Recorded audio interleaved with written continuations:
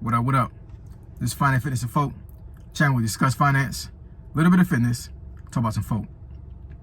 So in today's episode, I'm going to discuss why most Gen Zers will never own a home. So admin notes, thanks again to all the subscribe to the channel. I endeavor to keep pushing the video out, give you leverage to better yourselves. So let's get into it. So why do I say that most Gen Zers will never own a home? So let's define what Gen Zers are. Okay, so this is the generation after millennials, right? So if I know my numbers correctly here, millennials are born between 1980 and 1994, if I'm not mistaken. And I want to say that Gen Zers are from 95 to, I want to say 2010, I believe. Somebody correct me if I'm wrong, but I think that's the normal age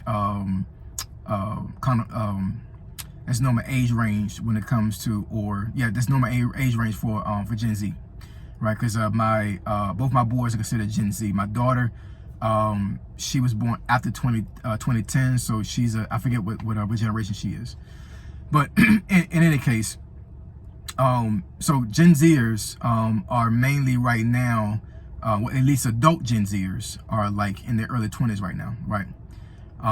And the housing market right now, this is 2024. Housing market is absolutely ridiculous. It's crazy, and it's only gonna get worse. And the problem with this is that as home prices are going up and interest rates are going up, the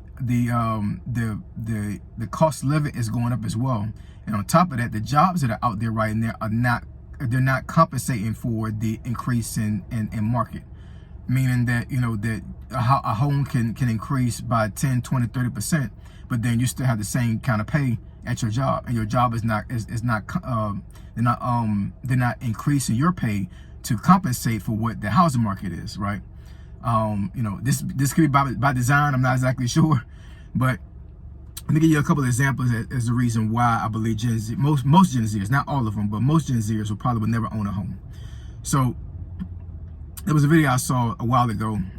Actually might have been about last week, and the person was talking about like how the housing market is in Texas, and I want to say he was a realtor, if I'm not mistaken. But long story short, he was talking to somebody. And it might have been a fellow realtor that he was talking to, and he was looking at some homes in Dallas, and I'm not exactly sure where in Dallas, but somewhere in Dallas. And on the MLS, I forget what that acronym stands for. Basically, I think that's the way that homes are listed, right? And the homes that he was looking at in that was dated back in, so wait, he was looking at some homes during this time, right? But he went back and he was asking the guy how much were these homes, back in 2015, 2016. And he was like, you don't want to know, man. He's like, nah, just go ahead and tell me, you know what I'm saying? So he said the homes that he was looking at were worth between $55,000 and $70,000 back in between like 2014, 2015, 2016, even higher than that, right? Almost every single home that he looked at during that time, and this was this year in 2024, was over 500,000. So wrap your head around that, right? So back as late as 2016, the home was listed roughly around $60,000, and now it's being listed at $500,000, right? Your average home right now in America is roughly around between $400,000 to $450,000, right? As far as like buying, and we're talking like in like the most cheapest areas you can buy a home, like going down south to Georgia, Alabama, Mississippi, all them places, right? Now I'm pretty sure that you can probably get away with trying to find some homes that are cheaper in those areas. But for the most part, this housing market has taken a hit on all fronts in all states and all areas. Doesn't matter, right? Everywhere homes have gone up. Now I live in Northern Virginia, so homes have always been expensive up here. That's just the way it is, right? So my equity in my home has gone up a lot. I'm not even gonna front, but it hasn't gone up that much. Like we're talking like what, from 60,000 to 500,000. We're talking like what, over 500% increase. It had to be actually more than that, right? So it's like, how do you combat that? You know, your average job is not getting that. And I'm telling, in the South, you know what I'm saying, like, you know, it all depends what kind of skill set you have, all depends what kind of job you have. That's one of the reasons why I say, you know, start an LLC and create a business, because, you know, unless you plan on making, you know, anywhere between $200,000 to $500,000 a year, I mean, how do you deal with that? You don't. You become a renter, right? But I think this really becomes a problem when it comes to Gen Zers. Now, a lot of folks will say, and I know folks are gonna be on this video saying this, right? I know a lot of folks are gonna say that a home is a liability and not an asset, and I agree with you.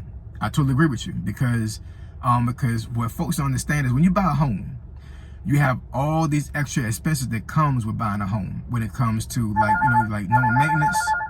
Excuse me, y'all. Yeah, I gotta complete the video.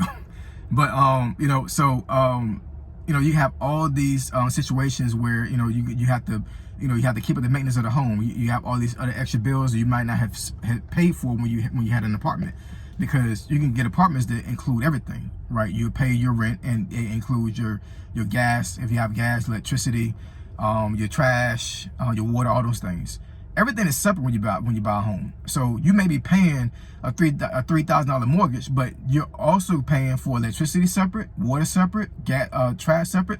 You have some areas where you can't even where there is no trash company that comes to your neighborhood. So you have to either have a truck or some way of transporting your own trash to the local landfill.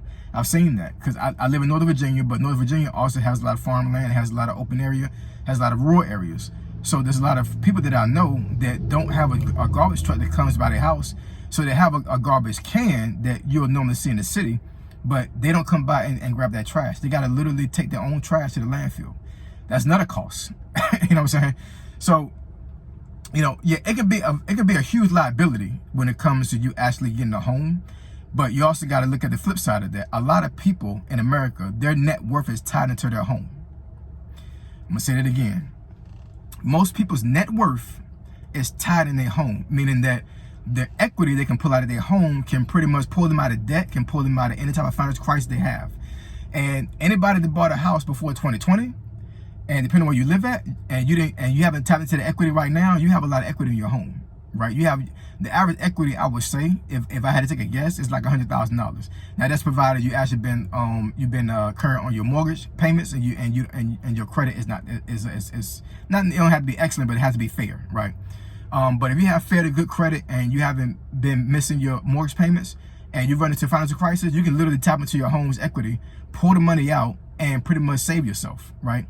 And that's what most people do. Or they'll go ahead and they'll put equity out and actually use that equity, sometimes even buy another home, or buy a townhouse or something, whatever. Like, you know, home ownership, even though it can be a liability when you actually are the person that's owning the home and you're maintaining it, you have access to cash that you wouldn't have access to if you actually go and try to grab a loan.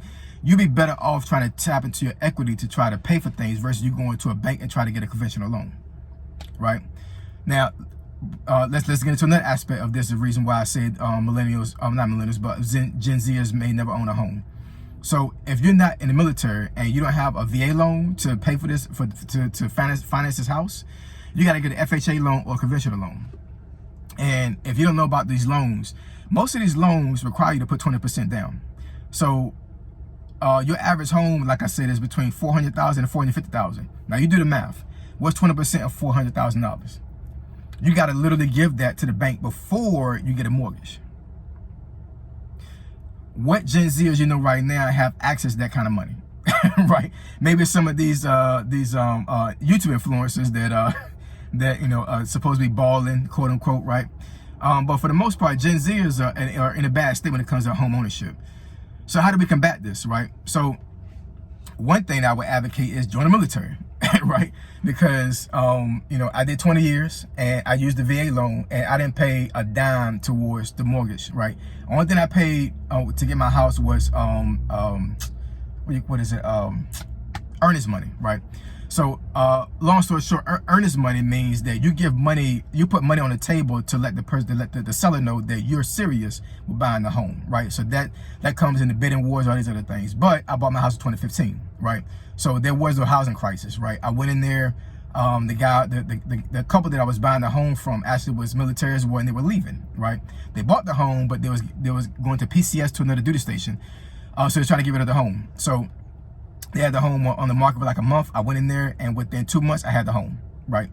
Like just no red tape, anything like that, right? We went through the process of credit check and all these other things, and I got the home. But I had to put down earnest money to let the person know that I was serious with buying the home, because he had 2 other buyers, right? So my earnest money came up to about like $1,200, right? $1,200 for a home that I paid $364,000 for, right? Finance for it. Finance, meaning that I have a mortgage, right? I'm not even going to tell you how much equity I have in my home right now, because I bought the house in 2015. It's 2024. You do the math, right? You take your own guess how much equity I have in my home, right? And that's a part of my net worth, right? So in theory, you know what I'm saying, with me having my own business and having a good career in IT, I can bail myself out anytime I want to, no problem, right? But your average Gen Zer is going to have a hard time doing it without home ownership. They just are, right? So once again, I personally, I would say if doing a VA loan is a great thing. You got to join the military for that, right? You also have to get into a job market, and you have to get a skill set that's going to pay a lot of money, right? I don't know, like, you know, Gen Zers, they're in a bad spot when it comes to, you know, getting good jobs and things of that nature. But the work ethic for them has to increase as well, has to get better. But Gen Zers, it's looking rough for y'all when it comes to home ownership. I hope and pray you guys are able to do that, because I'm telling you, apartment life is not for everybody. It just isn't. You start to grow a family, and I'm telling you right now, if your family gets big, as a man, you're gonna want to own a home. That's just bottom line. But the thing is that if your family gets big enough to where you have to be in a house, what's the best scenario? You renting a house, paying rent to a person that owns the home, or having a home yourself, right? I would say having the home yourself is a better option, right? So let's tighten up, Gen Zers, and let's make sure that this video doesn't come to fruition when I say that most Gen Zers will never own a home. All right. So you want me to discuss the topic or subject you think is beneficial to the channel or to yourself? Email me at findingfitnessfolk@gmail.com. My email address is in the description below. Finding Fitness and Folk, Triple F. I'm gone.